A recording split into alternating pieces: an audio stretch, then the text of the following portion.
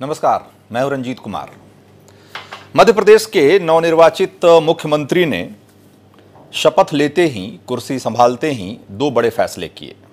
एक फैसले की जहां सराहना हो रही है, दूसरे फैसले को लेकर कई तरह के सवाल उठ रहे हैं। पहली फाइल जिस पर कमलनाथ ने दस्तखत किए वो किसानों की कर्जमाफी से जुड़ा हुआ था।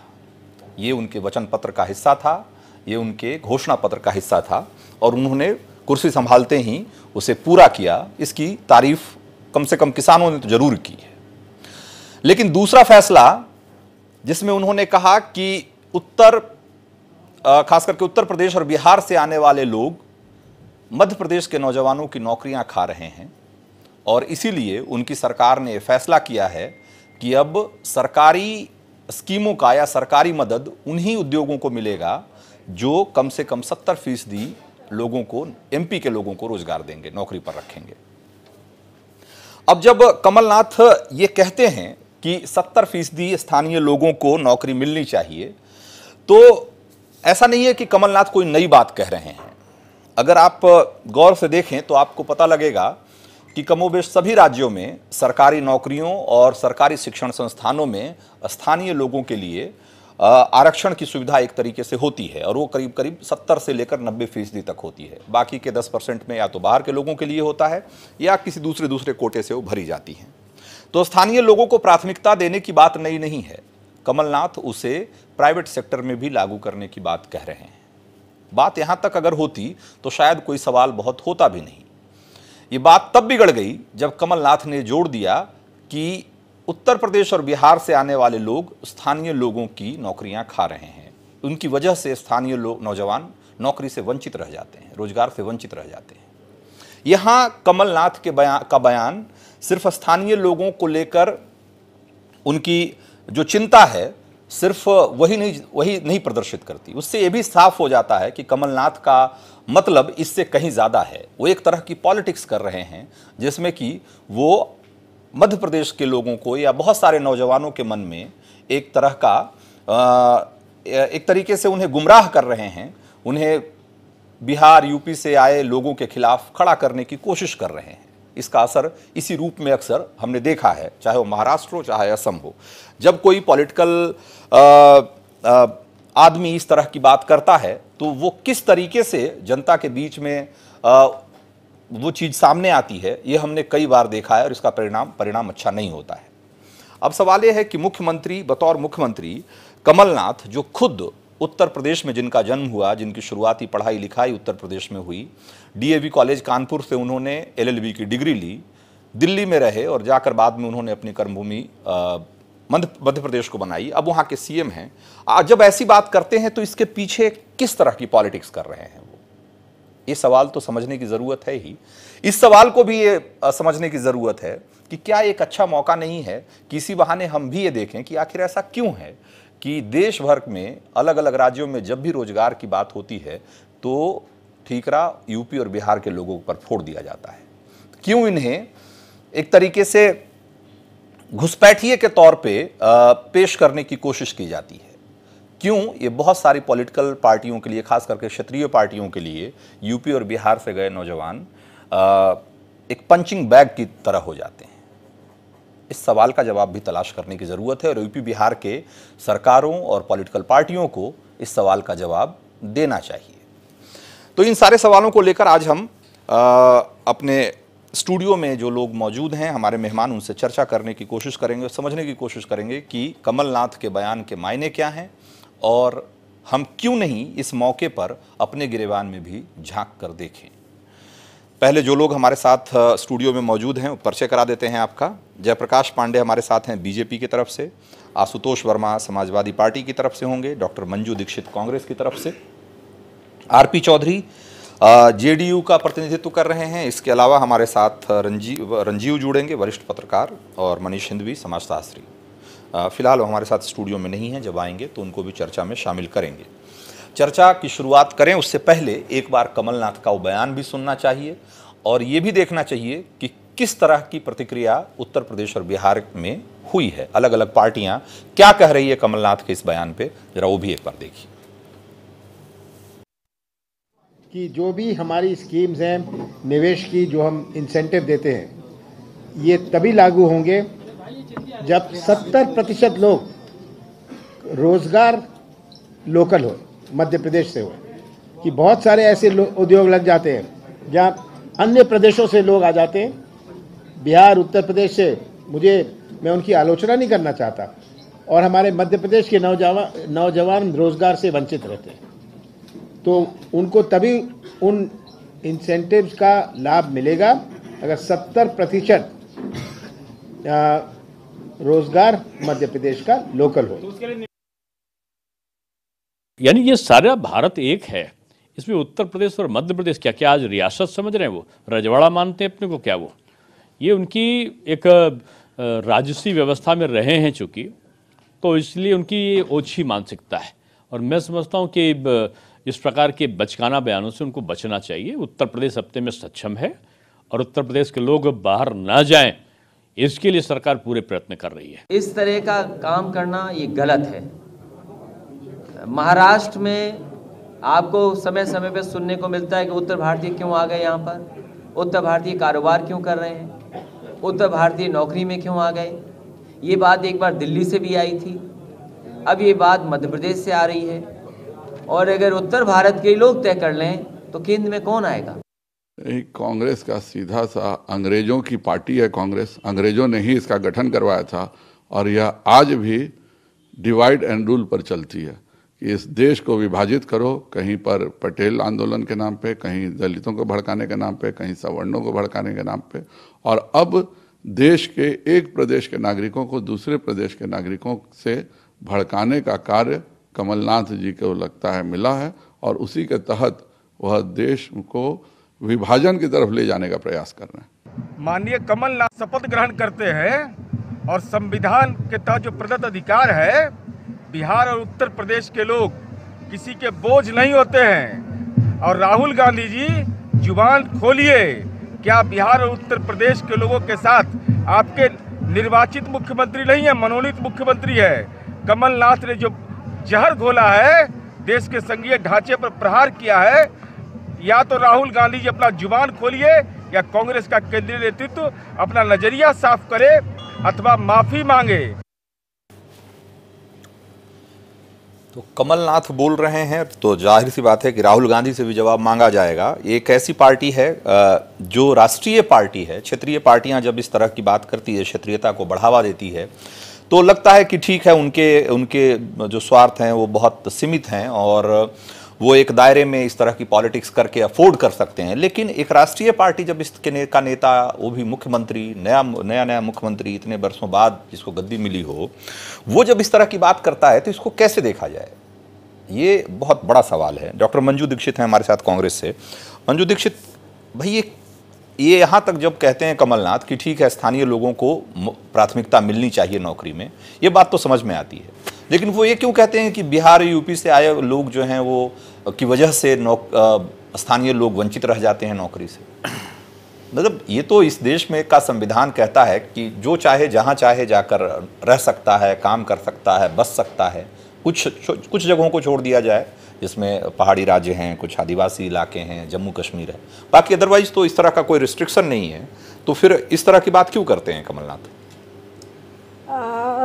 रंजीत जी, आपने महत्वपूर्ण मुद्दा उठाया है और ये जो टाइटल है बांटो काटो और राज करो, मेरे ख्याल से ये सियासी तो हो सकता है, लेकिन अगर हम समस्या के धरातल पर इसको देखते हैं तो शायद ये ठीक नहीं होगा। दूसरी चीज़ कि बिहार और उत्तर प्रदेश में हम सभी यहाँ भारतीय बैठे हुए हैं, हम जानते हैं कि बिहार और उत्तर प्रदेश की स्थितियाँ अच्छी नहीं हैं और लेकिन हमारे जो मौजूदा इस समय मुख्यमंत्री हैं उत्तर प्रदेश के, अजय बिष्ट जी, मैं हिंदुस्तान समागम में थी इंदिरा गांधी प्रतिष्ठान में, वहाँ उन्होंने एक सवाल किसी ने पूछा, पत्रकार ने, कि साहब रोजगार की बहुत बात उठ रही है, रोजगार आप क्यों नहीं दे रहे हैं? तो उन्होंने कहा कि रोजगार हमारे पास बहुत हैं, काबिल युवा नहीं है। उस वक्त यकीन मानिए मैं सामने ही बैठी थी, ऐसा लग रहा था किसी भूखे पेट बैठे हुए आदमी के सामने से आप थाली भी हटा लो और ये भी कह दो कि तुम खाने के योग्य नहीं हो। तो इस तरीके के सियासी हालातों में शायद कमलनाथ भी बेहतर जानते होंगे, पुराने नेता हैं, हाँ। कि वहां से लोग पलायन करके जाते हैं। उत्तर प्रदेश में राजनीति भी बहुत है, उठापटक भी बहुत है, तो लोग सुकून के लिए बाहर भागते हैं। और देखिए 25 से 30 साल के आदमी के आगे, चाहे वो लड़का हो या लड़की, आज के दौर में उसकी प्रथम वरीयता रोजगार ही होती है। हाँ, ठीक बात तो है। जब रोजगार नहीं मिलेगा, है ना रंजीत जी, तो उसको जहां सुगमता से मिल जाएगा, जहां बगैर घूस दिए मिल जाएगा, जहां बगैर रियायत मिल जाएगा, तो वो जाएगा। यहाँ ही नहीं, आप प्रतिभा पलायन देख लीजिए, मैं आपको बताऊं। नहीं, ये बात ठीक है, तो ये जाएगा ना, तो जाना चाहिए, इसमें कोई दिक्कत तो है नहीं जी, मतलब कोई रोक नहीं है ना। एक नजरिए से मैं कमलनाथ जी ने ये बात को क्यों कहा है, ये बात चूंकि उनके मन की उपज है, तो वो उन्होंने क्यों कहा है मैं नहीं जानती, लेकिन जो मुझे एक दर्शक होने के नाते, कहा ही नहीं ना, सिर्फ कहने वाली बात नहीं, उन्होंने किया। उन्होंने कहा कि हमने आज उस फाइल पे दस्तखत कर दिए जिसके तहत सरकारी फायदा उन्हीं कंपनियों और उद्योगों को मिल पाएगा जो 70% स्थानीय लोगों को नौकरी देंगे। भाई अगर वो प्राथमिकता तय करने के लिए बिल्कुल स्वतंत्र हैं राज्य के मुख्यमंत्री होने के नाते, लेकिन वो ये क्यों कहते हैं कि बिहार और यूपी से आए हुए लोग जो हैं उनकी वजह से नौकरियों से वंचित रह जाते हैं लोग। रंजीत जी, तो ये कह के वो क्या मतलब, जो वहाँ जो नौजवान हैं, जो बेरोजगार नौजवान हैं, उनके मन में कोई एक तरीके से वो वैमनस्य और एक तरह का जहर भर रहे हैं ना, कि अब कल को हमने देखा कि किस तरह की बातें हो जाती है। हम देखते हैं असम में किस तरह की घटनाएं होती हैं, हमने देखा कि महाराष्ट्र में किस तरह की बयानबाजी करके किस तरह की घटनाएं कर दी जाती है। तो एक मुख्यमंत्री, भाई अब वो राज ठाकरे करें तब तो लगता है कि चलो ठीक है यार, एक हाशिए पे बैठा हुआ आदमी अपना पॉलिटिकल रिलेवेंस कुछ साबित करने के लिए इस तरह का कुछ की बयानबाजी कर रहा है, लेकिन जिसको नई नई कुर्सी मिली है वो आदमी ऐसा कैसे बोल सकता है, क्यों बोलेगा ऐसा? मैं रंजीत एक चीज स्पष्ट करूंगी कि चूंकि नाजुक वक्त है, आपने भी कहा कि कोई हाशिए पे बैठा आदमी करता तो चलो समझ में आता है, जिसको नई कुर्सी मिली है वो तो दोहरी जिम्मेदारी और समझदारी से काम करेगा ना। तो कमलनाथ जो सीजन्ड नेता माने जाते हैं कांग्रेस जी, मुझे ऐसा लगता है कि अगर कमलनाथ जी की तरह हर प्रदेश का मुख्यमंत्री ये तय कर लेता कि उसके प्रदेश के स्थितियां बेहतर होंगी, तो शायद आज भारत विकसित होता। नहीं, वो जो तय तो कर लिए हैं वो तो ठीक बात है, और कर क्या पाएंगे कमलनाथ वो भी देखा जाएगा। वो अभी तो उसकी बात ही नहीं करना है, अभी कमलनाथ के तो अभी हाँ भाई, मैं तो कह रहा हूँ जो करेंगे वो तो समय बताएगा। कमलनाथ क्या कर पाएंगे ये तो समय बताएगा। आप कह क्या रहे हैं और कर क्या रहे हैं, आपने जो शुरुआत की, आपने शुरुआत ऐसे की है, तो आप क्या करेंगे इसी से पूत के पांव पालने में नजर आ जाते हैं, लोग कहते हैं। तो अगर यही पांव दिख रहे हैं तो ये कैसा पूत है, ये तो सवाल उठेगा ना भाई। रंजीत जी, ये 2017 का मैं उत्तर प्रदेश का संकल्प पत्र लाई हूँ अपने साथ। इसमें हमारे उत्तर प्रदेश के मुख्यमंत्री श्री अजय सिंह बिष्ट उर्फ आदित्य योगी जी ने कहा था, सुनिए मंजू दीक्षित जो बीजेपी का सवाल है, तो एक मिनट, जो बीजेपी का सवाल है वो मैं पूछ लूंगा जेपी पांडे से। मेरे पास आपसे ज्यादा महत्वपूर्ण और ज्यादा सधे हुए सवाल है, मैं उनसे पूछ लूंगा। हम तो जो आपसे पूछ रहे हैं उसका जवाब दे दीजिए ना। मुझे लगता है कि कांग्रेस का आप अपना जवाब दीजिए ना, अपनी पार्टी। मुझे लगता है कि इसमें वैमनस्य वाली भावना नहीं है। वैमनस्य जब भी फैलता है तो इन नेताओं के बयानों को जाने दीजिए। इन नेताओं के बयान तो रोज आते जाते रहते हैं, हर क्षण बदलते रहते हैं। जनता को, वो कोई नेता थोड़ी, वो तो मुख्यमंत्री है, लेकिन मैंने कहा ना कि ऐसे वैसे अरे गहरे नेता थोड़ी है, मैं कह तो राज ठाकरे थोड़ी है महाराष्ट्र। मैं कह तो रही हूँ कि उसमें सरकार वो कुर्सी पे बैठे हुए मुख्यमंत्री है, वो फाइल पे साइन कर रहे हैं, उनके फैसले देश के और प्रदेश की देखिए लंबे समय बाद में बदलाव लाने वाले होते हैं।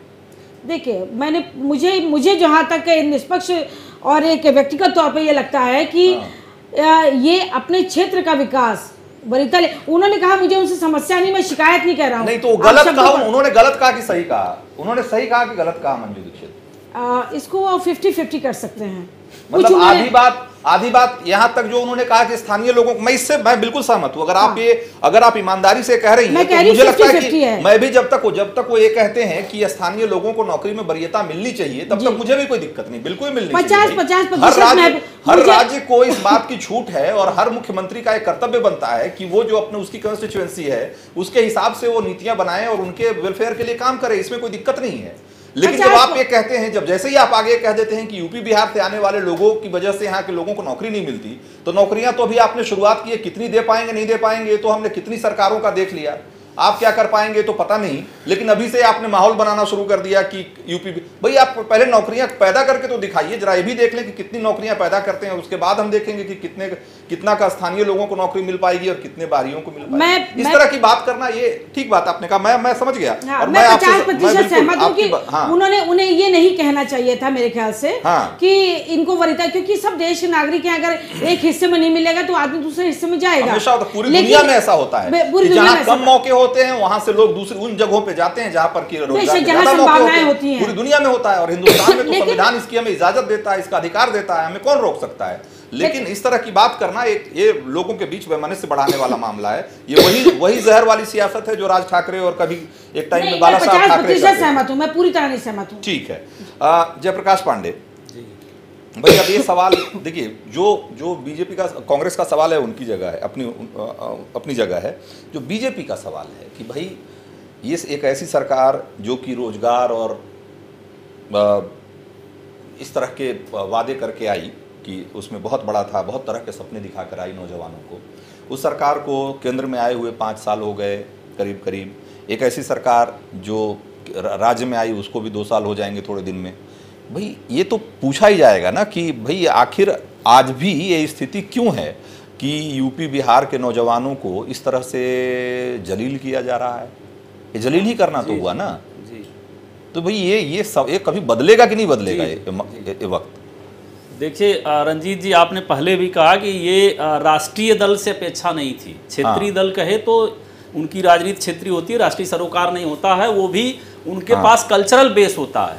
मतलब जैसे तमिलनाडु का व्यक्ति कहेगा, बंगाल का कहेगा तो वो समझ में आता, लेकिन हिंदी भाषी क्षेत्रों में ये पहली घटना है कि इस तरह किसी प्रदेश सूबे के लोगों को कहा जा रहा है कि उनके वजह से है। और दूसरी मैं चीज एक तरफ आपका ध्यान आकर्षित कर दूं कि मध्य प्रदेश की स्थिति इतनी बढ़िया नहीं है कि हमारे यहाँ के असंगठित लेबर जाते हैं, जो मुंबई जाते हैं या सूरत जाते हैं, वहां हम इनके लोक सेवा आयोग या सरकार द्वारा भर्ती जो आयोग हैं उन परीक्षाओं में अपनी योग्यता से आते हैं। मैं पूरे प्रमाण के साथ कर रहा हूँ।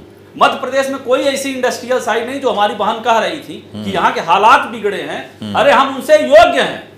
तब योग्यता पे किसने प्रश्न चिन्ह लगाया भाई साहब? योग्यता पे तमाम मुख्यमंत्री से लेकर के प्रधानमंत्री, इवन की जो अभी तक कोविंद जी राष्ट्रपति हैं, वो सब उत्तर प्रदेश की देन है। नरेश त्रियान से लेकर के हर क्षेत्र। ठीक है, उन नेताओं की योग्यता अब कहाँ चली गई हैं? आप बात ही नहीं करो, रहने दीजिए उसको। उन नेताओं की योग्यता अलग तरह की, मैं ये कह रहा था कि आप सोचिए वहां हम उस तरह की स्थिति में नहीं है जहां मुंबई में हमारे असंगठित भाई जाते हैं, अशिक्षित जाते हैं, इसलिए वहां थोड़ी और समस्या, लेकिन वहां कल्चरल फैक्टर भी है। मैं दूसरी चीज ये बता दूं कि नहीं, मैं इसीलिए तो मैं कह रहा हूं, बता रहा हूं क्यों आप देखिए 4,28,000 करोड़ का हमारा बजट नहीं, जेपी पांडे जो किस दृष्टि से हम उनसे कमजोर है। हाँ, तो आर्थिक दृष्टि से वो किसी कमजोर हैं, से आप देख लीजिए कमजोर हैं। मैं ये कह रहा हूं कि मध्य प्रदेश की स्थितियां कोई अच्छी नहीं है। अभी हमारे पास आंकड़े हैं, मैं भी आपको बताना चाहता हूं कि 1 करोड़ के प्रदेश के लोग नहीं, अभी हमारे पास आंकड़े हैं। मैं एक बार चाहूंगा कि वो दिखाया जाए वो आंकड़ा एक बार कि 1 करोड़ 40 लाख नौजवान, अभी थोड़ी देर पहले मैं उन आंकड़ों से देख रहा था कि 1 करोड़ 40 लाख नौजवान मध्य प्रदेश में हैं। और अगर देखा जाए तो 2 सालों में 53% की रफ्तार से बेरोजगारी बढ़ी है।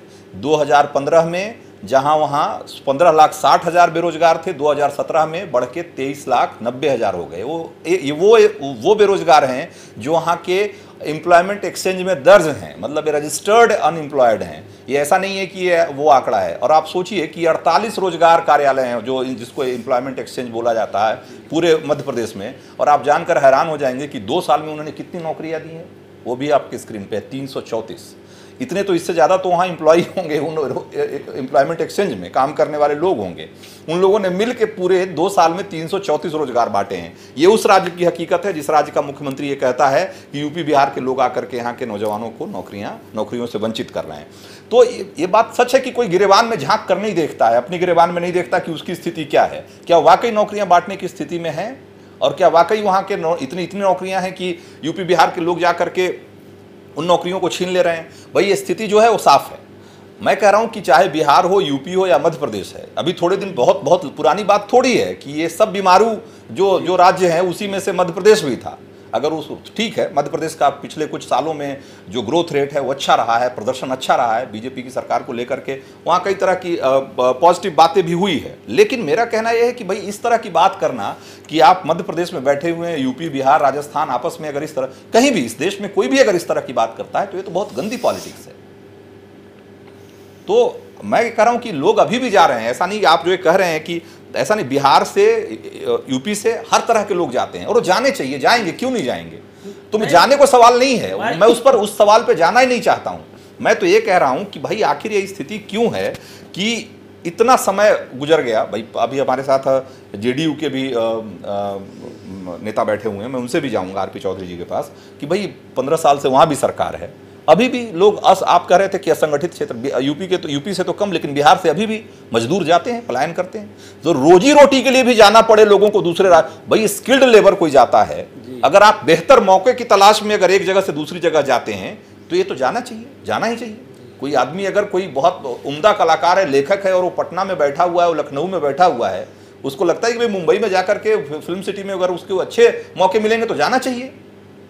लेकिन अगर किसी को रोज जाकर के मजदूरी करने के लिए कोई बिहार से, पूर्णिया से, कटिहार से और बांका से जो है वो जा रहा है पंजाब के खेतों में काम करने के लिए, ये बहुत शर्मनाक बात है जेपी पांडे, और ये इस पर सरकार को जवाब देना चाहिए।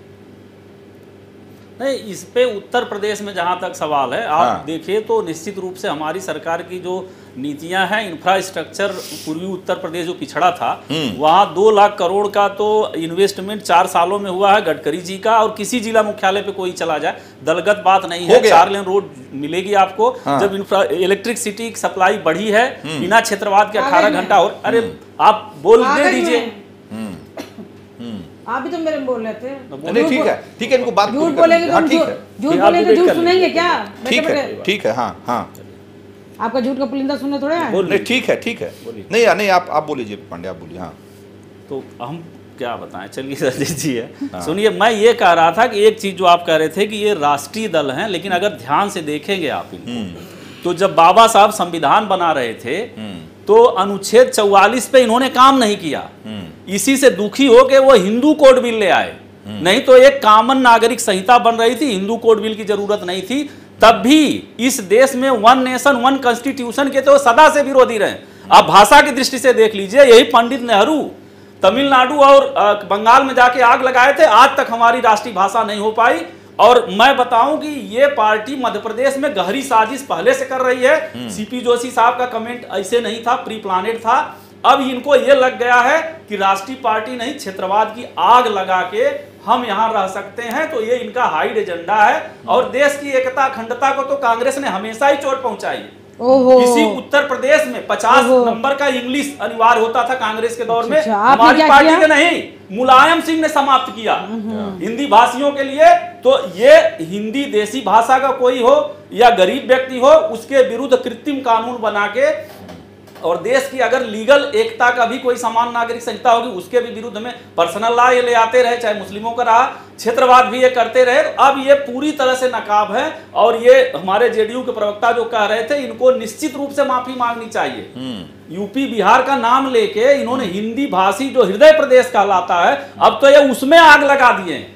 और पता नहीं इनका राष्ट्रीय नेतृत्व तो क्या कर रहा है। बार बार ट्वीट करने वाले राहुल गांधी को सामने आना चाहिए। और रियलिटी ये है कि ये सिख दंगों के छींटे पड़े हैं इन पे, ये ध्यान बटाने के लिए किए हैं। क्योंकि कल से इनका रिजाइन मांगा जाता, सज्जन कुमार गए हैं, तो इन पे भी है। ये कमलनाथ जी दागी हैं, दागी व्यक्ति को मुख्यमंत्री बनाया गया, इन्होंने अब यूपी बिहार की ओर निशाना ले लिया। तो ये तो कांग्रेस पार्टी ही देश विरोधी रही है, देश की हमेशा काम किए। आरपी चौधरी, हाँ ठीक है, ये सब तो पॉलिटिकल आरोप प्रत्यारोप है, होते रहेंगे, अब क्या करेंगे। आपके पास भी 10 आरोप है, उनके पास भी 10 होंगे। अब आरपी चौधरी, हम ज्यादा बुनियादी सवालों पर हमारा फोकस है। हम तो ये सवाल कर रहे हैं कि भाई ये हालात क्यों हैं, और ये हालात अगर है तो ये कब बदलेगा, कितना और वक्त चाहिए। भाई हम बीमारू सुनते सुनते पता नहीं एक जमाना गुजर गया। हमारे जीते जी बीमारू का टैग कभी खत्म होगा कि नहीं होगा। बीमारू भी यही लाए थे कांग्रेस। हाँ, आरपी चौधरी तो भाई बिहार से जो ये मजदूरों का पलायन है, 15 साल से जेडीयू की सरकार है वहां। भाई जो अभी जेडीयू के प्रवक्ता जो ये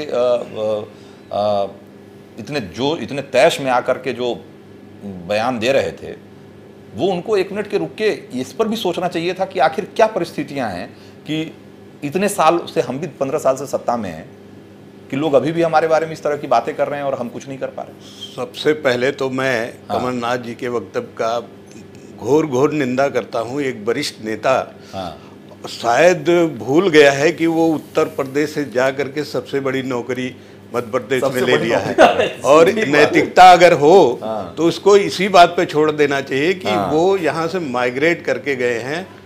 और जहाँ तक मुझे जानकारी है, उनके पूर्वज कलकत्ता से माइग्रेट होकर के कानपुर आए थे, कानपुर से जाकर के वहाँ उनका जन्म कानपुर में हुआ, शुरुआती पढ़ाई लिखाई कानपुर, दूसरे भी उन्होंने डीएवी कॉलेज कानपुर से किया। दूसरे, हमारा संविधान, हमारा देश एक है और इसमें हर आदमी फ्री है, कहीं भी जाकर के रोजगार कर सकता है, नौकरी कर सकता है, ठीक बात है, स्वेच्छानुसार रह सकता है, कुछ बंदिशों के साथ आपने पहले बताया है।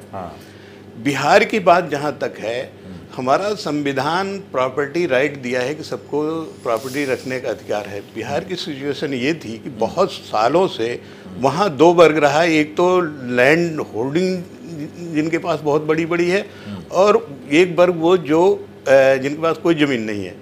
लेकिन आप बिहार की इस चीज़ को भी देखिए, वहाँ से कितने विद्वान, कितने डॉक्टर, इंजीनियर्स, आईएएस ऑफिसर या बड़े ऑफिसर्स हुए हैं।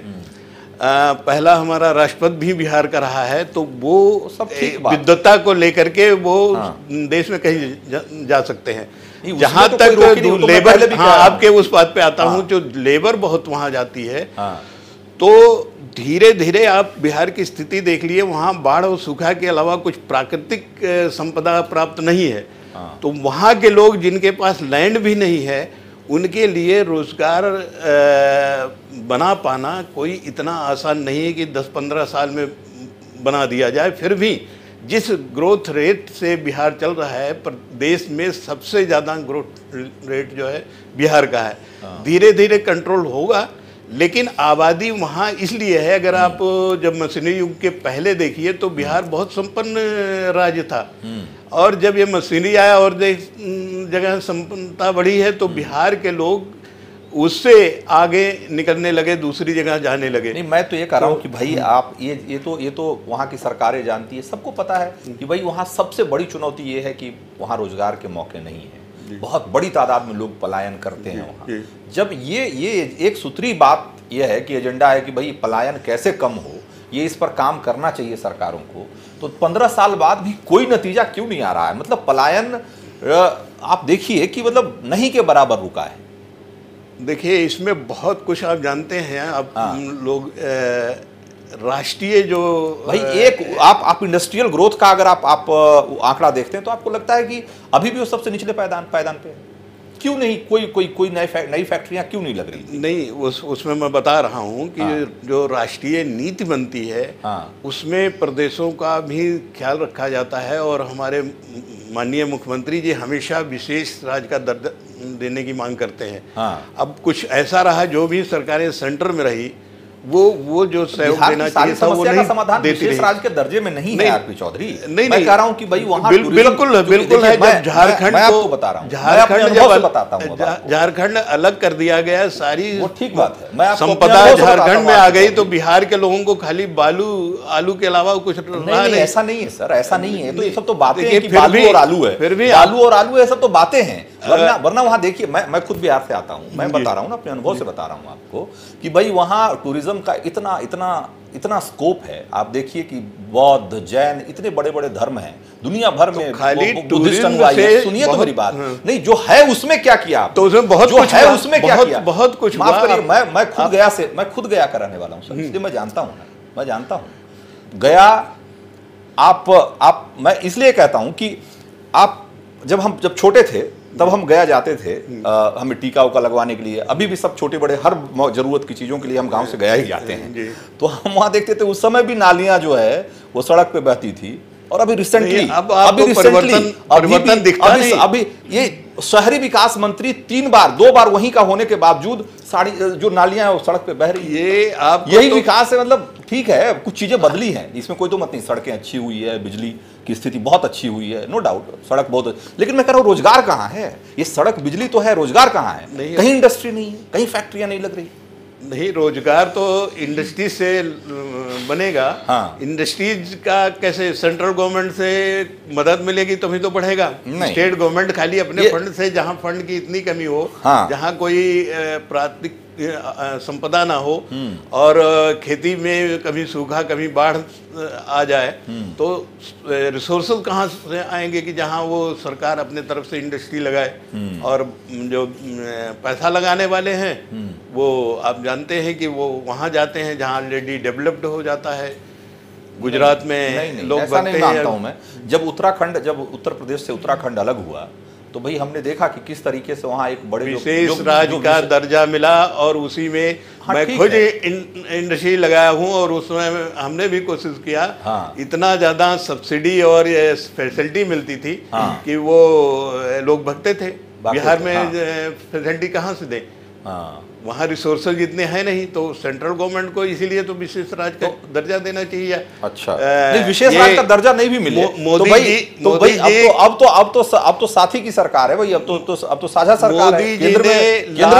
केंद्र में भी आपकी सरकार है, सूबे में भी आप करोड़ धन का अनाउंस कर दिए थे, नहीं पैसा पहुंचा। जब पैसा नहीं रहेगा तो कैसे होगा? तब भी फिर भी नीतीश जी जिस तरह कर रहे हैं, एक भी आप चीफ मिनिस्टर नहीं बता सकेंगे जो उनसे अच्छा परफॉर्मेंस कर रहा है किसी क्षेत्र में। अच्छा। किसी भी उसमें। चलिए, और दूसरे मध्य प्रदेश की जहां बात आई, मध्य प्रदेश तो बिहार से बहुत पीछे है। मैं मध्य प्रदेश में बहुत घुमा हूँ, वहाँ के लोग तो न पढ़ाई में आगे हैं, ना वो नौकरी कैसे मिलेगी, ना टेक्निकली आगे हैं।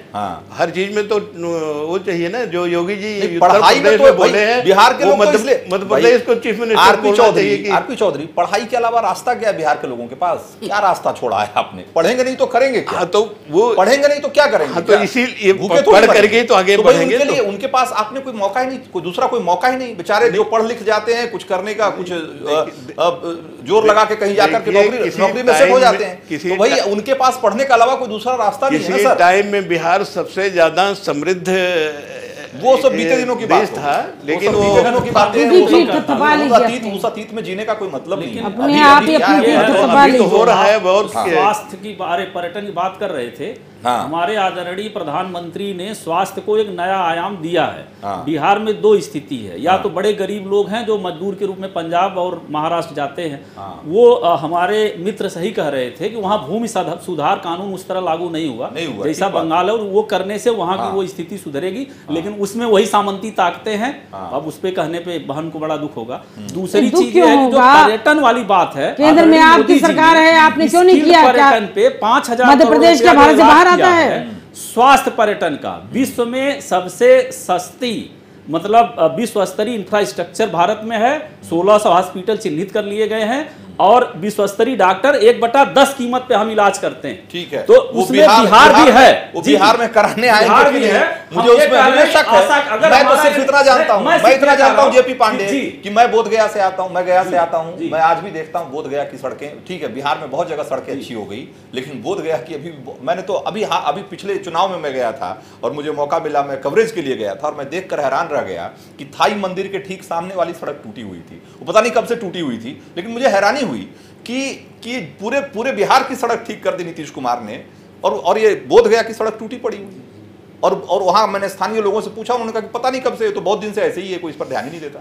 तो मैं कह रहा हूं कि अगर जो है उसका क्या किया आपने, जो नहीं है वो तो नहीं ही है। नहीं, बहुत सर्किट पे पूरा ध्यान दिया जा रहा है। सारनाथ से तमाम रास्ते हैं, केंद्र सरकार भी फंडिंग है। मैं एक अधूरा रह गया था, 1 सेकंड मैं आऊंगा, मैं ये 1 सेकंड हमें दे दीजिए। मैं ये कह रहा था कि मोदी जी, नीतीश जी जिस संकल्पना पे बढ़ रहे हैं, अगर वो हुआ तो स्किल्ड लेबर जो बाहर जाता है वो वहीं रुकेगा, और निश्चित रूप से विश्व के विकसित देशों का इलाज यहीं भारत में होगा।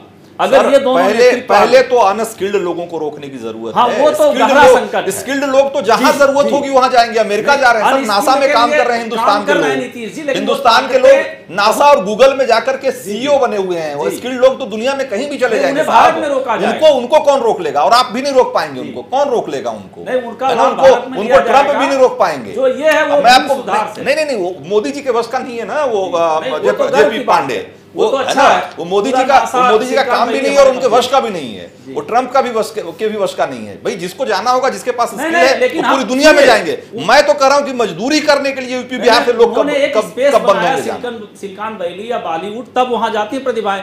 हम ऐसा हब बनाने जा रहे हैं, ट्रंप के लड़के का इलाज यही होगा अगर मोदी जी आ गए। इससे बड़ा तो भाई जोक अच्छा है। आशुतोष वर्मा भाई, यही एक ही सवाल है हमारे पास। यही इसी पर हम बार बार लौट के आएंगे कि भाई क्यों, ये कब सिलसिला रुकेगा? आपकी भी सरकार थी, अभी 5 साल आप भी सरकार में थे, बदलती नहीं चीजें कभी? मनीष देखिए, पहले 2 चीज़ को समझना चाहिए कि ये जो सवाल उठा है और ये जो जवाब दिया है नए मुख्यमंत्री ने, पहले तो सोचिए कि सवाल उठा क्यों। पूर्ववर्ती सरकार 15 साल से वहाँ पे थी, सुशासन ला गई, सब कुछ ला गई, बुरी तरह हार गई, और पहला सवाल उनके ऊपर आता है क्या किसानों की कर्ज माफ़ी होगी, जो उन्होंने कर दिया और बहुत अच्छा किया। और दूसरा सवाल था रोजगार। तो आप सोचिए युवाओं के और किसानों की क्या हालत रही होगी मध्य प्रदेश में कि सारे पत्रकारों का एक ही सवाल था, उसमें जो भी दिया गया। मैं ये बोलना चाहूँगा कि उत्तर प्रदेश 22 करोड़ लोगों की जनता है और पूरे हिंदुस्तान में 130 करोड़ लोग, मध्य प्रदेश में 8 करोड़ लोग, 7 या 8 करोड़ लोग हैं, तो उनसे 3 गुना लोग हैं। तो उत्तर प्रदेश में हम ये मानते हैं कि यहाँ पर जो भी व्यक्ति है उसको, और ये भारत के संविधान में भी लिखा है, हम कहीं भी जाके कहीं भी काम कर सकते हैं और हम इतने सक्षम हैं। वो चाहे उत्तर प्रदेश हो, चाहे वो पंजाब हो, चाहे महाराष्ट्र हो, चाहे केरल में हो और चाहे विदेशों में हो, आप उत्तर प्रदेश के लोग वहाँ काम कर रहे हैं। तो उसमें कोई गलत बात नहीं है, ये अपना अपनी सोच है। जहाँ तक वहाँ के मुख्यमंत्री की सोच थी, तो मुझे लगता है कि अपने युवाओं के लिए उन्होंने एक नया चीज़ निकाली कि भाई हम वहाँ की वरीयता देंगे ऐसे लोगों के, तो वो उनके विवेक की बात है। मुझे नहीं लगता उत्तर प्रदेश के बिहार लोग जाके किसी की अपॉर्चुनिटी छीन सकते हैं, और अपॉर्चुनिटी अगर छीन सकते हैं तो उनमें काबिलियत है इसलिए छीन सकते हैं। और अगर वो छीनेंगे, काबिलियत आप किसी की कम नहीं कर सकते हैं, तो वो उस तरह उस कैपेसिटी में योगदान करेंगे। बिल्कुल, बिल्कुल। ऐसा तो है नहीं कि वहां जाकर के अगर कोई भी आदमी कोई मौका यहाँ से जाता है और जाकर के मस्ती कर रहे हैं, काम नहीं कर रहे हैं। बिल्कुल, आप काम करेंगे तो आखिर उसी प्रदेश या वहीं की इकोनॉमी जनरेट होगी, वहीं का पैसा आएगा, वहीं जनरेशन होगा। भाई ह्यूमन रिसोर्स आएगा कहाँ से? अगर 130 करोड़ के हम ही ह्यूमन रिसोर्सेज के लिए हम बाहर से मंगाने लगेंगे तब तो हो गया। दूसरी बात मैं बिहार के लिए कहना चाहूंगा, जेडीयू के प्रवक्ता बैठे हैं, इन्होंने इतनी बड़ी बड़ी बातें बोल दी और आखिरी में बोला पैसा ही नहीं है। मैं इनको बताना चाहूंगा आप कहाँ फंसे हुए हैं। आप ही को तो लालच दिया था, बड़ी बड़ी बातें हमें याद है, 10,000 करोड़, 20,000 करोड़, 40,000 करोड़, 1,20,000 करोड़। आज उन्हीं ने धोखा दे दिया है और सिर्फ राजनीतिक स्वार्थ के चक्कर में सहयोगी क्या कर रहे थे? लूटने पे तो लगे थे, इसलिए आप पड़े हुए हैं कि मुख्यमंत्री की कुर्सी ना चली जाए। उस चक्कर में आपने जो है जिनके विरोध में चुनाव लड़ा, आप उनके साथ में खड़े हैं और बता रहे हैं कि हमारे वहाँ पैसा नहीं है। पैसा कहाँ से आएगा? पैसा केंद्र तो आवंटित करेगा। तो आप बात करिए, अपने राष्ट्रीय नेतृत्व को सुनिए, टॉपिक इस बात को समझिए कि ये क्या करना चाह रहे हैं कि ये दोनों ही लोग जिस तरीके से उत्तर प्रदेश या बिहार को ये कोस रहे हैं, ये गलत चीज है। मुझे लगता है बड़े मैं कह रहा हूँ कि भाई जब ये कांग्रेस के लोग के मुख्यमंत्री मध्य प्रदेश में इस तरह की बात कर रहे हैं और कल को अगर ज़रूरत पड़ेगी यहाँ गठबंधन की, तो क्या स्टैंड होगा फिर? मतलब अगर ऐसा तो नहीं होगा ना भाई कि वहाँ तो ठीक है, वहाँ आप कोसो यूपी बिहार को और यहाँ आकर के गठबंधन करो, ऐसा तो नहीं चलेगा ना? मुझसे पूछा है? मुझसे पूछा? हाँ, आपसे सवाल। नहीं, देखिए किसी भी तरीके से हम समाजवादी पार्टी उत्तर प्रदेश की प्रमुख विपक्षी पार्टी है और यहाँ के सम्मान और यहाँ के लोगों की रक्षा के लिए हम सदैव खड़े हुए हैं। इसमें तो कोई समझौता होने की मतलब ही नहीं है। कहीं कोई गलत कर रहा है तो उसके खिलाफ तो हम खड़े होंगे ही होंगे। हम उत्तर प्रदेश की प्रमुख विपक्षी पार्टी और यहाँ पे जो भी होगा, यहाँ के नौजवानों के लिए, यहाँ किसानों के लिए, यहाँ की 22 करोड़ जनता के लिए समाजवादी पार्टी हर समय खड़ी हुई है। ठीक है रंजीव, ये सवाल जो है बड़ा मैं आपसे जानना चाहता हूँ कि ठीक है इसके पीछे उनकी कोई ना कोई मंशा तो रही ही होगी, लेकिन पॉलिटिक्स क्या है? क्या चाहते हैं? कमलनाथ के बारे में हमने जहाँ तक देखा कि भाई वो छिंदवाड़ा से आते हैं, आदिवासी बहुल इलाका है, रोजगार बहुत बड़ा सवाल है वहाँ, क्योंकि जो आदिवासी हैं, ज़्यादातर जो आदिवासी इलाके हैं वहाँ जो लोग हैं वो लो स्किल वाले हैं और मेहनत मजदूरी वाले, नौकरी की ज़रूरत, उनको काम की में ही अंशदान कर पाते हैं। और कई बार अभी हमारे एक सहयोगी गए थे तो उन्होंने वहाँ लोगों से पूछा, उन्होंने कहा कि, तो वहाँ के लोगों ने, आदिवासियों ने कहा कि ऐसा नहीं है कि काम नहीं हो रहा है, सड़कें बन रही है, ठीक बात कह रहे हैं, यहाँ सड़कें बन रही है, योजनाएं और प्रोजेक्ट लग रहे हैं, हम देख रहे हैं काम भी हो रहा है, लेकिन काम करने वाला कोई और है, हम नहीं, हमको रोजगार नहीं मिल रहा, हमको कोई काम नहीं मिल रहा। तो ये जो फीलिंग है, कहीं इस बात को अच्छी तरह तो नहीं समझ रहे हैं कमलनाथ। उनको पता है कि अभी 2019 का चुनाव भी सिर पे, अभी खतरा टला नहीं है, तो वो चाहते हैं कि वो अपनी कंस्टिट्यूएंसी को मैसेज देना चाहते हैं अपने वोटर को कि भाई आपका हित सबसे पहले, भले इसमें राष्ट्रीय हित और बाकी हित सधे या ना सधे, अपना वोट वाला हित सध जाए। बिल्कुल यही बात है रंजीत जी। 2019 का चुनाव है और कमलनाथ 9 बार के सांसद हैं, तो ऐसा नहीं कि उन्होंने यूं ही ये बयान दे दिया है जो उन्होंने दिया है। वो साफ तौर पर मध्य प्रदेश के युवाओं को खास तौर पर साध रहे हैं और उनके लिए एक मैसेजिंग है उनके बयान में कि हम आपकी बात करेंगे और आप हमें 2019 में हमारा समर्थन कीजिए कांग्रेस को। ये छुपी हुई सी ध्वनि है उसके अंदर। अब अगर आप देखिए भारत की राजनीति में, तो ये एक बड़ी अजीब सी विडंबना है कि जो भी राजनीतिक दल राष्ट्रीय दल होने का जिन पर मुहर लगी है, भावनाओं की राजनीति करने में ये दोनों दल सबसे आगे रहते हैं। अच्छा, आप देखिएगा धर्म की राजनीति हो तो आगे, अगर कोई इंदिरा गांधी जैसी शख्सियत की हत्या हो जाए तो कोई कत्लेआम कर दो, उसके नाम पर भावनाओं की राजनीति हो तो उसमें आगे। कमलनाथ का बयान भी ऐसे ही एक क्षेत्रीयता को बढ़ावा देने और भावनाओं को भड़काने की राजनीति है, जिसके जरिए वो साध कर रखना चाहते हैं मध्य प्रदेश के युवाओं को। ये एक बड़ी अजीब सी विडंबना की स्थिति है कि जब भी ये दोनों दल सत्ता में आते हैं। लेकिन क्या आप राष्ट्रीय पार्टी होकर इस तरह के क्षेत्रीय प्रोपेगेंडा को अफोर्ड कर सकते हैं क्या? नहीं करना चाहिए। आप ऐसा तो हो नहीं सकता कि एमपी में आप बिहार यूपी वालों को कोसो और बिहार में जाकर के एमपी और यूपी वालों को कोसो और यूपी में आकर के बिहार एमपी वालों को, ऐसा नहीं कर सकते ना। अब उनके ऊपर 2019 में कांग्रेस की नैया पार लगाने का दारोमदार निश्चित रूप से होगा मध्य प्रदेश में, इसलिए उन्होंने ये बयान दे दिया बिना ये ध्यान में रखे हुए। जैसा कि अभी एक वक्ता कह भी रहे थे कि स्वयं वो प्रवासी हैं और उन्होंने अपना राजनीतिक करियर यूपी से जाकर के वहाँ, नहीं वो तो आप उनका विकिपीडिया चेक करिए ना, जैसे प्रोफाइल चेक करते हैं तो विकिपीडिया बताता है कि भाई कानपुर में जन्मे, है ना, कब तो जन्मे, वो सारी चीजें उनकी है। अच्छा, उनके राष्ट्रीय नेतृत्व को ये कहते हुए वो हमेशा यही कहते हैं राहुल गांधी की संवैधानिक संस्थाओं पर चोट पहुंच रही है। तो जो संघीय ढांचा है हमारे देश का, वो भी एक संवैधानिक व्यवस्था है, जिस संघीय ढांचे के तहत कोई भी व्यक्ति किसी भी राज्य में जाकर नौकरी कर सकता है। ठीक बात है। तो इस तरीके की बात कह करके वो कांग्रेस जैसे राष्ट्रीय दल की जो भूमिका होनी चाहिए राष्ट्रीय राजनीति में, या भारतीय जनता पार्टी की राष्ट्रीय राजनीति में, जैसे मुझे कई बार ताज्जुब भी होता है कि जब ऐसे छोटे छोटे खांचों में बट करके राष्ट्रीय दल राजनीति करने लगते हैं तो ये देश के लिए अच्छी स्थिति नहीं है। राष्ट्रीय दलों को बड़ा मैसेज देना चाहिए। अब आपको राजनीति जब करनी होगी तो आप यूपी बिहार पर देखेंगे, और जब आपको अपने यहाँ चुनाव में वोट पाना होगा तो आप यूपी बिहार वालों को गाली देंगे। तो ये दोहरा किस्म का चरित्र है जिससे बचना चाहिए। मैं सिर्फ बहुत थोड़ा सा समय लेके जो सवाल आपने उठाया था कि यूपी बिहार में ऐसी स्थिति आखिर है क्यों, जिसकी वजह से पलायन हो जाता है और लोग वहाँ नौकरियाँ करते हैं जाकर के दूसरे राज्यों में। देखिए, मेरा हमेशा से मानना है कि यूपी और बिहार में दरअसल अर्थनीति पर राजनीति हमेशा हावी रही है, और हम लोग संभवतः ये खुश होते रहते हैं ये सोचिए कि हम लोग राजनीति के चैंपियन हैं। बिहार की बात हो तो बिहार के लोग गौरवान्वित होंगे कि हमारे यहाँ से पहला राष्ट्रपति गया, सबसे ज्यादा आईएएस जाते हैं, बस वो खुशी वहीं थम जाती है। यूपी में हम बताते हुए नहीं थकते हैं कि सबसे ज्यादा प्रधानमंत्री हमने दिए देश को, लेकिन उसके आगे हमारी गाड़ी नहीं बढ़ती है। उद्योगों की स्थापना की स्थिति अगर आप यूपी बिहार में देख लीजिए तो हम बहुत फिसड्डी हैं, ये हकीकत है। इससे अगर, और इसमें सारी सरकारें फेल हुई हैं, जो भी सरकारें रही हैं वो फेल हुई हैं। उत्तर प्रदेश में नोएडा के अलावा कोई इलाका औद्योगिक रूप से विकसित नहीं हुआ है, ये हकीकत है। जितने पुराने औद्योगिक क्षेत्र रहे और इस तरह के वो बहुत छोटे से वो पीतल का कारोबार करते हैं, कोई बड़ी इंडस्ट्री नहीं आई है। ये बिहार की हकीकत है, ये यूपी की हकीकत।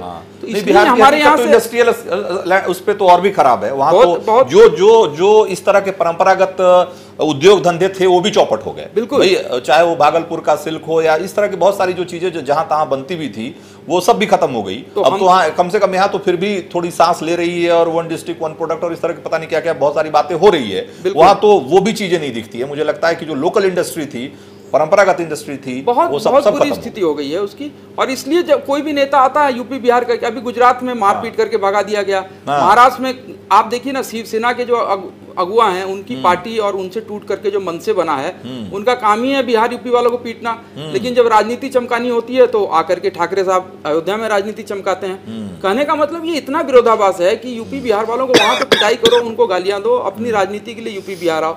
तो हम यूपी बिहार के लोगों को भी समझना होगा कि वास्तविक विकास पर ध्यान देना होगा। एजेंडा जब तक विकास का नहीं होगा, इंडस्ट्रीज नहीं लगेंगे, रोजगार नहीं मिलेंगे, तब तक जो बिहार यूपी का जो आत्मगौरव है उसको कोई भी इस तरीके से ठेस पहुंचाता रहेगा।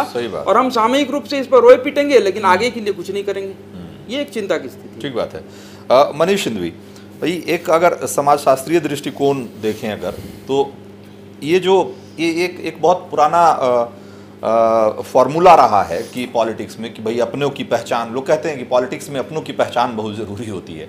लेकिन अपनों की पहचान तो ठीक है, लेकिन अपनों को दूसरे के अगेंस्ट, अपनों से इतर के अगेंस्ट खड़ा कर देना, उसके विरोध में खड़ा कर देना, ये भी बहुत पुराना शगल रहा है। और इसी के जरिए लोगों की सियासत चमकती रही और चलती रही है ना। ये एक बार फिर से, लेकिन जब कांग्रेस जैसी पार्टी और उसके जब मुख्यमंत्री जब इस तरह का बयान देते हैं और इस तरह की पॉलिटिक्स करते हैं, तो ये आपको नहीं लगता है कि एक बहुत बड़ा विरोधाभास है कि एक राष्ट्रीय पार्टी और आप बात करते हैं क्षेत्रीयता की। तो एक बात यहाँ पर जो समझने वाली है कि जो कहीं ऐसा तो नहीं है कि मतलब एक नजरिया हो सकता है, आप हो सकता है कि मैं गलत हूं, कि ये बीजेपी के राष्ट्रवाद के खिलाफ ये कांग्रेस का एक अलग तरह का क्षेत्रवाद है जिसके जरिए वो आगे बढ़ना चाहते हैं। नहीं, मैं ऐसा नहीं समझता। क्योंकि इस बयान पर इन लोगों को भी बाद में अफसोस होगा। 19 सामने है और मैंने कहा नहीं, चूंकि कांग्रेस एक राष्ट्रीय पार्टी है तो वो उसका काम राज ठाकरे और बाल ठाकरे की तरह नहीं चल सकता कि ठीक है, मैं रंजीव जी से सहमत हूं कि चमकाने तो आए अयोध्या में, लेकिन फिर भी वो अपना काम चला सकते हैं महाराष्ट्र में, लेकिन कांग्रेस का काम नहीं चलेगा। ठीक, तो अफसोस उनको होगा इस बयान पर, मगर फिर भी इसमें समाजशास्त्र का थोड़ा सा अर्थशास्त्र भी मिलाना पड़ेगा इस पर्टिकुलर मुद्दे में। पहले तो इनका जो बयान है वो संघीय ढांचे को क्षति पहुंचाने वाला, इससे बड़ा नुकसान होगा, ये अच्छा बयान नहीं है और राष्ट्रीय पार्टी के इतने सीनियर लीडर के मुंह से तो कतई नहीं है। लेकिन दुर्भाग्य एक और है जिसको समझना पड़ेगा और यूपी और बिहार वालों को खास तौर से समझना पड़ेगा। जैसे अगर हम खाली यूपी की बात करें, जहां हम बैठे हैं, यहाँ की अगर चर्चा करें हम, तो आप ये देखिए कि हम जैसे लखनऊ है, बेंगलोर आज से 20 साल पहले क्या था? रिटायर्ड लोगों का शहर माना जाता था। अगर आप 90s का लास्ट देखें तो रिटायर्ड लोगों का शहर माना जाता था, और आज 20 साल बाद वो दुनिया के नक्शे पर है। ऐसा क्या कर दिया उन लोगों ने कि दुनिया के नक्शे पर पहुंच गया? और ऐसा हम लखनऊ में क्या नहीं कर पाए कि हम नहीं आए? हमारे पास सारी अपॉर्चुनिटीज थी। अगर आप मानते हैं कि स्किल्ड पर्सनल्स यूपी में हमारे लड़के भरे पड़े थे, हम क्यों नहीं कन्वर्ट कर पाए? पहला सवाल। दूसरा, जो मेजॉरिटी एम्प्लॉयमेंट जनरेट करता है वो है मैन्युफैक्चरिंग सेक्टर, और उसमें भी खास तौर से एसएमईज, शॉर्ट और मीडियम जो इंडस्ट्रीज हैं। हम आप देखिए कि हम कोई भी नया नहीं बना पाए, पुराना ही खत्म कर रहे हैं। कानपुर एक बड़ा हब था, वो खत्म की तरफ है। गीडा हमने बना दिया, गोरखपुर इंडस्ट्रियल नहीं चला पाए। बाबतपुर की देखिए बनारस में नहीं चला पाए, लखनऊ में मौसी देखिए नहीं चला पाए। एनसीआर को अपना मत मानिए, वो दिल्ली की वजह से। यानी कुछ भी नया हम डेवलप नहीं कर। मैं मैन्युफैक्चरिंग सेक्टर की बात इसलिए करता हूं कि ऐसा सेक्टर है कि जहां पर एक मेजॉरिटी अप्रशिक्षित लोगों को काम मिल जाता है, और यूपी में खास तौर से बहुतायत उन्हीं की है। और अभी आप जिसकी शुरुआत में बात कर रहे थे, दुर्भाग्य तो ये कि यहां से मजदूर जा रहा है पंजाब के खेतों में मजदूरी करने के लिए। इससे बड़ा तमाचा मुंह पर क्या होगा कि आप स्किल तो छोड़िए, आपने बड़ी अच्छी बात कही कि स्किल तो पूरी दुनिया में जाएगा, उसके हाथ में हुनर है, कोई इसको बुलाएगा, ज्यादा पैसा देगा, वो चला जाएगा। लेकिन ये जो बेचारे स्किल है, ये मजदूरी करने जा रहे हैं और वहां झुग्गी झोपड़ियों में रह रहे हैं, ये दुर्भाग्य। तो ऐसा क्या है कि सरकारों पे सरकारें बदल रही। और एक बात बहुत आप भी कह सकते हैं और मैं भी कह सकता हूं कि सरकारें सब रही, कांग्रेस रही, सपा रही, बसपा रही, भाजपा रही, मौका सबको रहा, किया किसी ने कुछ नहीं बातों के अलावा। तो आप सिर्फ दूसरों को कमलनाथ जी के बयान की भर्त्सना होगी, वो खारिज किया जाएगा, उनको बयान वापस लेना पड़ेगा, माफी मांगनी पड़ेगी। लेकिन क्या हम भी अपने गिराबाह में झांकेंगे कि कब तक लोग हमको इस तरह से बेइज्जत करेंगे? हम कब जागेंगे कि नहीं, हम लोगों की आलोचना करने के बजाय कि नहीं बहुत गलत किया उनको ये हम भी झांके कि हम क्यों ऐसा हो रहा है, हमारे साथ ही ऐसा क्यों हो रहा है? ठीक बात। तो इस पर विचार कभी नहीं होता है। इस पर विचार कभी नहीं होता। ठीक बात है। जयप्रकाश पांडेय, तो क्या ये माना जाए कि भाई अब जब ये इस तरह के मामले उठ ही गए हैं, तो क्या भविष्य में इतनी सारी बातें हो रही है कि भाई यहाँ इतना लाख करोड़ का इन्वेस्टमेंट, इतना, तो ये इस तरह का ये सिलसिला का यूपी में तो आपकी सरकार तो नहीं दोहरा देगी ना कि मतलब अब अगर मध्य प्रदेश में हो ही गया रिजर्वेशन तो अब यूपी में भी हो जाए? नहीं रंजीत जी देखिए, हमारे पत्रकार मित्र भी कह रहे थे कि विकास को नीति निर्माण का केंद्र बनाना पड़ेगा, और ये आप निश्चित स्वीकार करेंगे कि आदरणीय मोदी जी की सरकार हो या भाजपा में योगी जी की सरकार हो, इसका जाति धर्म क्षेत्र से लेना देना नहीं है। विकास केंद्र बिंदु है हमारा। मतभेद हो सकता है उनको नीतियों के स्तर पे, लेकिन इंफ्रास्ट्रक्चर हम विश्व स्तरीय बना रहे हैं यूपी में बहुत तेजी से। अच्छा। और ये इस पे कोई असहमति हो ही नहीं सकती है। तो नेचुरल सी बात है कि फिर वो चाहे अब प्राइवेट, चूंकि 90 के बाद विश्व में नेचुरल है कि उदारीकरण का युग है, प्राइवेट सेक्शन तेजी से ग्रोथ किया, पब्लिक सेक्टर हमारे उतना नहीं उपयोगी रहे हैं, तो प्राइवेट सेक्शन के भी बड़ी बड़ी कंपनियां अगर आती हैं, इन्वेस्टमेंट होता है और हमारा इन्वेस्टमेंट सफल था, तो वो नेचुरल है कि प्रदेश को रोजगार मिलेगा। ये देखिए दलगत बात नहीं है। अखिलेश जी ने भी इंफ्रास्ट्रक्चर, मैंने निंदा नहीं की, आप आगरा एक्सप्रेस वे बनवाए, अगर ये इंफ्रास्ट्रक्चर हम महाराष्ट्र, बंगलुरु, कर्नाटक के टच का बना ले गए तो निश्चित होगा। हम कृषि अर्थव्यवस्था तक उनसे पीछे नहीं थे, और आज भी जान लीजिए पूरा महाराष्ट्र, कर्नाटक हमारे 2 जिलों के बराबर खाद्यान्न उत्पादन नहीं कर पाते। तो बिहार की, लेकिन ये है कि हाँ, ये हमारे जो अर्थ, अरे आपको नहीं होगा, खाद्यान्न की बात मैं कर रहा हूँ, वहाँ क्या होता है हमें मालूम है, बस कर लीजिए। आप जो ये कह रहे थे घोषणा पत्र को दोहरा रहे हैं, नहीं आप काम नहीं बता रहे हैं। हमारे विद्वान मित्र वो कर समाजशास्त्री कि मैन्युफैक्चरिंग सेक्शन होना चाहिए, ये आप जान लीजिए। इंडस्ट्रियल क्रांति में हम पिछड़ चुके थे, और आप अच्छी तरह जानते हैं मैन्युफैक्चरिंग सेक्शन अब से हम अब ग्लोबल वर्ल्ड में उस स्तर का डेवलप कर ले कि हमारा विश्व मार्केट में या भारत का मार्केट भी ओपन है, सरवाइव कर लेगा। बहुत मुश्किल है, सर्विस सेक्शन ही मूल है, क्योंकि वहां स्किल्ड है हम, तो सर्विस सेक्शन पे ध्यान देना पड़ेगा, और उस पे हमारी नीतियां विपक्षी भी प्रदेश के एक हैं, क्योंकि अखिलेश जी भी IT सिटी के पक्ष में थे, तो वहां मतभेद नहीं है। यूपी, हाँ, बिहार में तो जंगल राज जो था वो आप जानते ही हैं, उसको नीतीश कुमार कैसे धीरे धीरे पटरी पे ला रहे हैं, वो उन्हीं के बस की बात है। लेकिन हाँ, यूपी की स्थिति निश्चित रूप से 2022 तक बेहतर हो जाएगी, और मध्य प्रदेश से तो हम अभी ही आगे हैं। जल्दी ही हम दक्षिण भारत का कर्नाटक हो या महाराष्ट्र हो, गुजरात के बराबर पहुंचेंगे। अच्छा, वैसे आपकी जानकारी के लिए आपको बता दूं कि अभी उत्तर प्रदेश में जो पर कैपिटा इनकम है वो 38,234 रुपये थी। ये 2016 का आंकड़ा है, जो कि केरल का 1/4 है। नहीं तो हमारी जनसंख्या ज्यादा है, विषमता रही है, लेकिन टोटल बजट है ना, टोटल जीडीपी हमारा ज्यादा है, टोटल बजट 4,28,000 करोड़ का है, तो वो तो महाराष्ट्र का भी कम होगा। केरल, मणिपुर, मिजोरम तो दूसरे टाइप के, मतलब स्कैंडिनेवियाई देशों के ट्रैक के, फिनलैंड के ट्रैक के, वहां मानव विकास वो हम स्वीकार करते हैं। हमें जो विरासत में मिला हम उसी को लेके तो आगे बढ़ेंगे। ठीक है, आशुतोष वर्मा कहना चाह रहे हैं। रंजीत जी, मैं इनसे ये पूछना चाहूंगा कि इन्होंने पहला शब्द बोला कि हमारी नीतियां विकास केंद्रित होंगी। आप भी बता रहे हैं 2 साल होने को आ रहे हैं, और 2 साल से हम उत्तर प्रदेश में क्या देख रहे हैं, सिर्फ गाय पे, गाँव रक्षा पे लड़ाई हो रही है, राम मंदिर की लड़ाई हो रही है, चुनाव खत्म हो गया है, अब राम मंदिर की याद नहीं आ रही है, और ये इतने विकास की बात कर रहे हैं, इतना बड़ा इतने लाख करोड़ का इन्वेस्टर समिट लगा दिया। एक इंडस्ट्री बता दें 2 साल में जिसने कदम भी रखा हो यहाँ पर, एक इंडस्ट्री बता दें जिसने आके इनसे बात करी हो कि हम यहाँ पे काम शुरू करने आ रहे हैं। ये सिर्फ जुमलेबाजी की बात। 60 लाख का गमला अलग से चोरी हो गया। ग्राउंड ब्रेकिंग सेरेमनी में कोई ऐसा नहीं, कुछ नहीं हुआ क्या? नहीं रंजीत जी हुआ है, 60 लाख का गमला चोरी हुआ है। मोदी सरकार, रंजीत जी 60 लाख का गमला चोरी जरूर हो गया है। चाइना से लाइट अपडेट नहीं है ये, मोदी सरकार की नीति ही 60 लाख का गमला चोरी हो गया है। घोषणा तो ये करते रहे, हुआ इन्वेस्टर कपूरथला के फैक्ट्री वहां से असेंबल करके लाया जाता पेराम्बूर, और कपूरथला से रायबरेली फैक्ट्री बनवा दिए थे, वहां कोच निर्माण नहीं हुआ। मोदी सरकार की ये रणनीति रही, डिलीवरी विश्वास करते वहां की कोच सारे लोगों से सतत संपर्क बात ना कर पाए आप लोग से, और सबका इन्वेस्टमेंट प्रक्रिया में है। प्रक्रिया में मतलब जो 2 लाख जो घोषणाएं हुई है 2 लाख करोड़ वो आ जाएंगे ना, मतलब प्रक्रिया में है।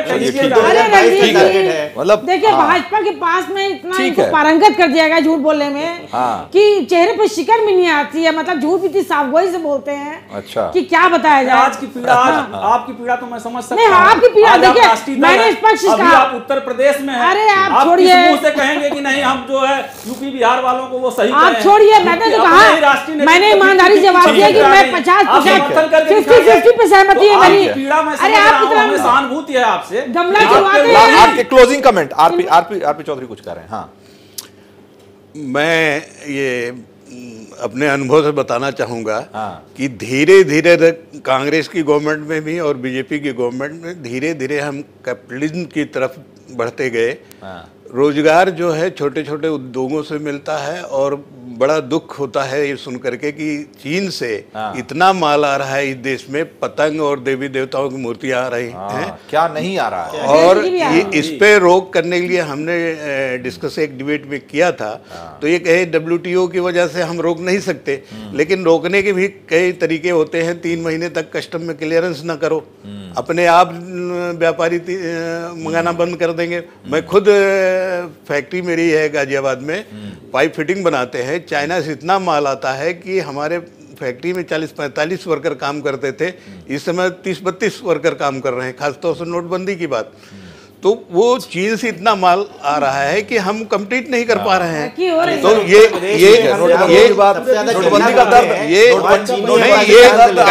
ऐसा नहीं है, ये पूंजीवादी व्यवस्था से थोड़ा हट करके हमें छोटे छोटे उद्योगों पर ध्यान देना पड़ेगा। ठीक है, बहुत बहुत हिंद स्वराज और जेपी नारायण ठीक है, पूरी समस्या की जड़ में ठीक बात है। तो उसको आप कहाँ उसको करेक्ट कर रहे हैं भाई? वो स्वराज कहाँ आ रहा है? वो स्वराज कहाँ आ रहा है? वो एजेंडा तो दिख नहीं रहा, उसका रोड मैप तो दिख नहीं रहा। चलिए, तो वो गांधी के हिंद स्वराज से आता है, ठीक है, जेपी नारायण से दीनदयाल। ठीक है, बहुत बहुत शुक्रिया, बहुत बहुत शुक्रिया आप सब लोगों का। हमारे पास वक्त इतना ही था, हाँ, हमारे पास वक्त इतना ही था। बहुत बहुत शुक्रिया आप लोगों का। और कमलनाथ का जो बयान है, जाहिर सी बात है कि कमलनाथ अपने लोगों, अपने राज्य के नौजवानों की भलाई के लिए, उनकी बेहतरी के लिए जो भी करेंगे वो सबका स्वागत है। लेकिन अपने राज्य के नौजवानों को दूसरे राज्य के नौजवानों के खिलाफ खड़ा करने की जो उनकी कोशिश है, ये बिल्कुल बर्दाश्त नहीं की जा सकती, और शायद कांग्रेस इसे अफोर्ड भी नहीं कर सकती। कांग्रेस को देर सवेर ये बात समझनी पड़ेगी। इस बहस में आज इतना ही। आप बने रहिए नेशनल वॉइस के साथ, जहां खबरों का सिलसिला